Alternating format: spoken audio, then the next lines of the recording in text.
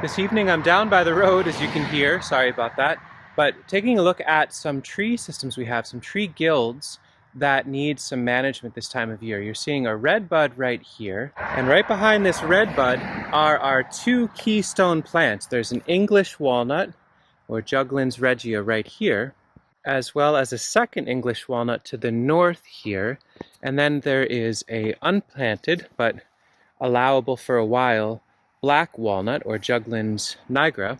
And what I want to do is some management here to release the canopy for these two English walnuts. They're getting a little bit pinched light-wise and resource-wise because of these other trees. And so today is an opportunity to demonstrate some ideas behind forest successional planting, where you've got your keystone as well as support staff. So redbud is a nitrogen fixer.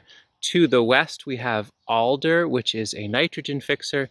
And what does it look like to do some pruning management here and release these two keystone trees? By most accounts, it's a little late to be doing a chop and drop or a hard cut on support plants like redbud, but there's a couple things to be aware of. I spoke with my friend Eric over at Black Creek Farm and Nursery. He just recently came back from Brazil, where he trained with one of the key people that designed the idea of syntropic agriculture, or having all of these complex plant relationships where cut plants are fed to the next level of succession. And he was talking about the idea of the terminal bud. And so long as the tree still seems to be actively putting on new growth and not necessarily forming a nice dense finishing bud for the season, that a hard cut will actually stimulate more growth out of this red bud. And just as a reference, here is a pollarded redbud from this spring. So back when it was dormant, this was cut. Let me see if I can even find it. You can see the stump right there. That was a cut from March or April of this year. And all of this growth, everything you see with these beautiful heart-shaped leaves, is vigorous refresh growth from this season. It's a really amazing nitrogen fixer and ultimately like a good browse for bees later on. But by cutting them hard and triggering that re-sprout, we're getting a lot of growth that's lower down, a lot more vigor, and a lot more nutrient and light release to the plants around. So that hard cut on the redbud over there should actually look like this again next year, like nothing happened. So I'm going to set up a tripod here and focus first, I think, on this little black walnut and get them chopped up and fed to the English walnut right there.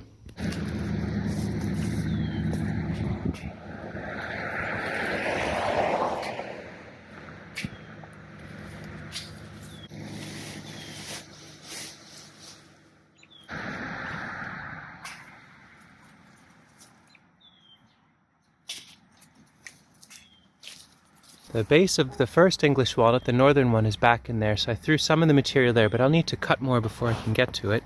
But you can see this black walnut is really not meant to be here in the super long run, but I'm not trying to eradicate them, I'm not trying to poison them, cut flush to ground, erase them, but rather cut the foliage back and get them tucked under the leaf debris so that it can start to break down. You can see an English walnut branch here. We're going to get this nice in the shade so it can really feed the main trees. I'm going to do my first pass now on the redbud just using hand pruner. So I'm not going for massive cuts. I'm just getting a fair bit of the foliage and some of the branches that get in my way a little bit out and queued up on the ground. I'll process them as a second pass.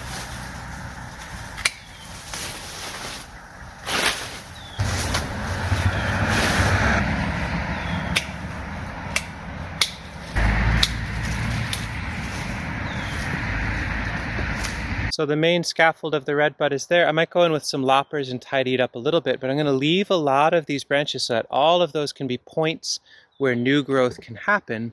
But this round, this flush of growth will be underneath the English walnut at this point. You can see I've got all this leaf litter and debris, which is extremely valuable in my mind because I can cut it up a little bit and fold it into the newly exposed areas down below these two English walnut, doing a few things. One, keeping whatever weeds might want to sprout up at bay, but also preserving soil moisture and also feeding the soil for the long term. So it's creating a nitrogen liberation from what dies off from the redbud that will feed and amplify the English walnut, and supporting their root systems with really nice woodland mimicry debris. So let me get that under there. Really nice deep layer there. For the rest of the season, sunlight will never strike the soil underneath these trees. The redbud is allowed and welcome to re-sprout but this time lower. And the English walnut, at least to the east, has more liberated light and reach. It's now more of the canopy. I'd like to work on the west side and cut back the alder and the grapes that are in there and feed those to these trees as well.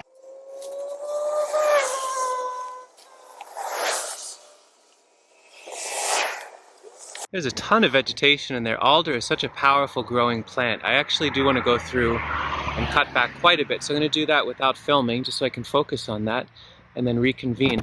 There's a wild apple in here, there's a seedling grape. I don't want to eradicate them, but I do want to make sure all light and resources get to these trees. But you can see even just a few lopperfuls worth of pruning of the red bud down on the ground, and now the alder.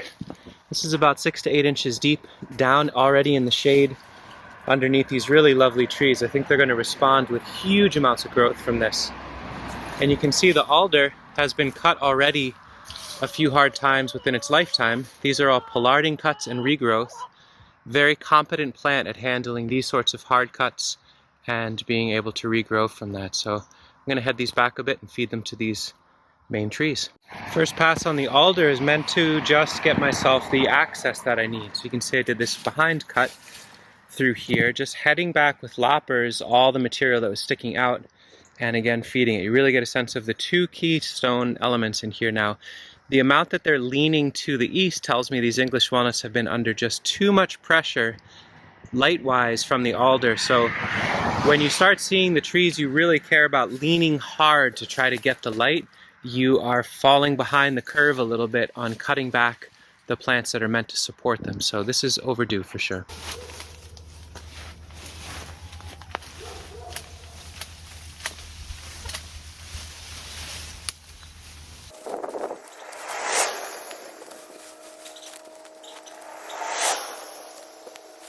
A lot more coming out from up above. It's a good reminder that when you have vines running through the system, perennial vines like grapes and things along that line, that they can create some real complexity in pruning work. So I can't just rip this through here now. I'm just going to get at it with the pruners and snip it up. But it's all biomass, it's all going to feed our system.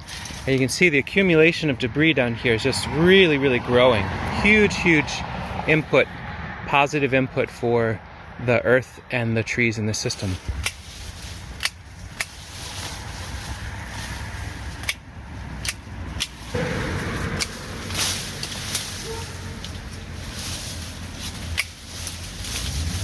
I don't want to shock the trees with too much change right away, so that's as far as I'll take it for right now. But the red bud is cut back. The black walnut that was in here cut back almost entirely. If it doesn't regrow or if it needs to pass away, that's fine. But here they are with a lot more light on both sides. I left a fair bit of the alder here because it's not just about this one relationship. The alder's also helping to protect visually from the road our chicken yard. It's part of our living wall system. But now there's a fair bit of good light reaching around these trees on both sides. I could certainly cut harder, but let's let them have a chance to get used to the more light and then ultimately cut more and feed more to the ground. And that's the real winner in all this, is the soil health with systems like this is just having huge, huge layers of material such that the light of day never really strikes the earth ever again. Rain can fall through this. I know I could chop this up with a machete or run it through a chipper, but I don't think it's necessary at this age in the system. It's just all working pretty nicely. The encouragement and takeaway is think about planting more plants near one another with the idea that some will be cut back and fed to others. Some might die, and so then the persimmon that you planted next to the peach ends up living. So cool, you get persimmon instead of peach, or you get both and prune them back and forth. But anyway, English walnut as a keystone with redbud as a support plant, as well as alder as a support plant, and a little bit of hard cutting in the mid-season to trigger some nice flush of growth for the English walnut and really affirm that they are the canopy element in this. And hope that was useful to some of you. Let me know what sort of questions you have and comments down below. Thanks.